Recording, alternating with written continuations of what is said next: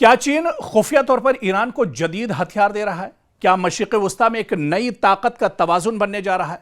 और आखिर अमेरिकी सदर डोनाल्ड ट्रंप ने चीन को खुलेआम खबरदार क्यों किया है?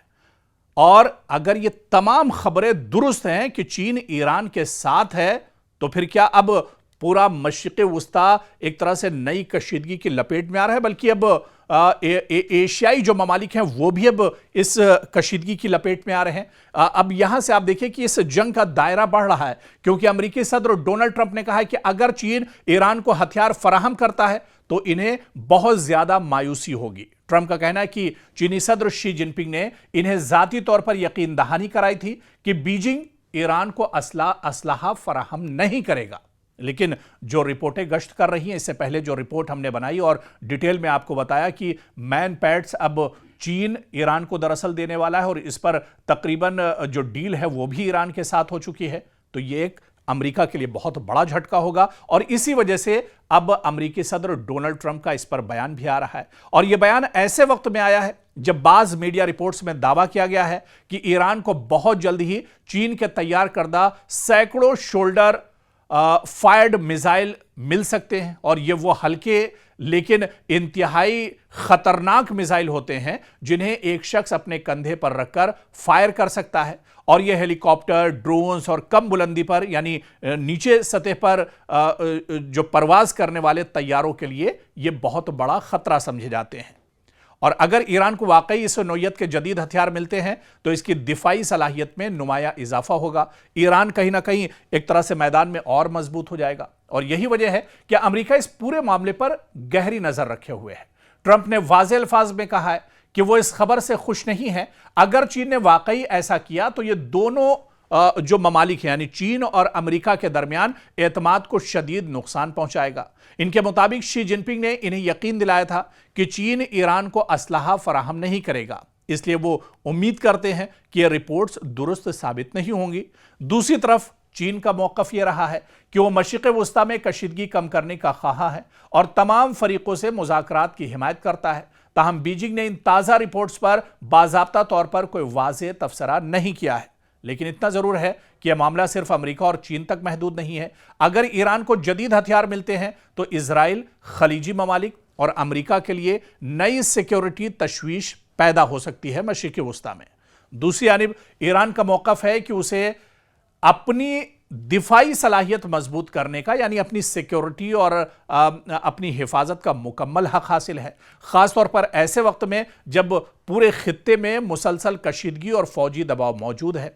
उधर जो एक्सपर्ट्स हैं और माहिरीन हैं, इनका मानना है कि अगर ये इत्तलात दुरुस्त साबित हुई तो अमेरिका और चीन के ताल्लुकात जो पहले ही तिजारत को लेकर, ट्रेड को लेकर, टेक्नोलॉजी और ताइवान जैसे मामलात पर कशीदा है पहले से ही, मजीद पेचीदा हो जाएंगे। यानी जो चीन और अमेरिका के ताल्लुकात हैं और ज्यादा खराब हो सकते हैं। अगर चीन और ईरान के दरमियान ये डील हो जाती है, चीन ईरान को असलहा फराहम करता है, तो फिर हालात अमेरिका और चीन के दरमियान भी बिगड़ जाएंगे और इसके साथ साथ मशरिक़ वस्ता में असलहे की नई दौड़ भी शुरू होने का खदशा दरअसल पैदा हो रहा है। और इसी वजह से अमेरिका परेशान है, डोनाल्ड ट्रंप परेशान है कि यह डील किसी तरह से न होने पाए। लेकिन आने वाले दिनों में चीन का रुख क्या होगा, यह दरअसल बहुत दिलचस्प होने वाला है। अगर बुहारे अहमर में जहाज महफूज न रहे तो सिर्फ मशरिक़ वस्ता ही नहीं बल्कि पूरी दुनिया की तिजारत हिलकर रह जाएगी।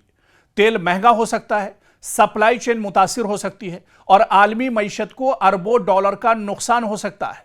और यही वजह है कि अब सऊदी अरब एक ऐसे बैनुल-अक़वामी इत्तेहाद की तश्कील की कोशिश कर रहा है, इंटरनेशनल यूनिटी की बात कर रहा है, जो बुहारे अहमर में जहाज़ों को हूसी मुजाहिदीन के हमलों से महफूज रख सके।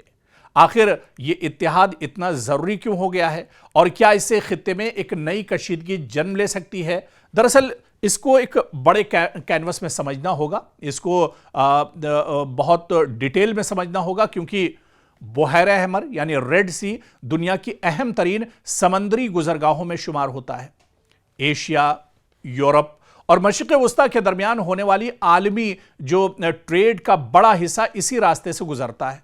रोजाना लाखों बैरल तेल और बेशुमार तिजारती सामान इसी समंदरी रास्ते से दुनिया भर तक पहुंचता है।